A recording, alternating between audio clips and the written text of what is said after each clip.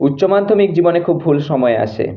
অনেক পুরনো বন্ধু, চেনা ক্লাসরুম, বেঞ্চে লেখা নাম, দেওয়ালে আঁকা প্রেম, বাড়ির খাবার, মায়ের আদর, বাবার ধমক সব কিছুকে দূরে করে দেয় উচ্চ মাধ্যমিক। মাধ্যমিকের পর স্ট্রিম ভাগ হওয়ার জন্য যে চেনা বন্ধুদের গ্রুপগুলো আলাদা হয়ে গেছিল, সেই বন্ধুগুলোর শহরগুলোকে আলাদা করে দেয় উচ্চ মাধ্যমিক। এই মোটা মোটা 6টা বই এবং তার সাথে অচেনা হাজার নতুন সমস্যার সাথে লড়তে থাকা সদ্য বড় হওয়া আমি। চারপাশে সবকিছু নতুন লাগছে, আলাদা লাগছে, কিন্তু সেগুলোর সাথে খাপ খাইয়ে নেওয়ার সুযোগ করে দেয় না উচ্চ মাধ্যমিক। সবার মুখে শুধু একটাই কথা, জীবনের পর তুমি ভালো থাকবে না খারাপ থাকবে, স্ট্রাগল করবে না হাসবে, সেই সমস্ত কিছু ঠিক করে দেয় একটা মাত্র পরীক্ষা।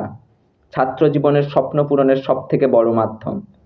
আর এই স্বপ্ন পূরণের পথে আমরা যে কত কিছু হারিয়ে ফেললাম সারা জীবনের জন্য, সেটার খবর হয়তো কেউ রাখে না।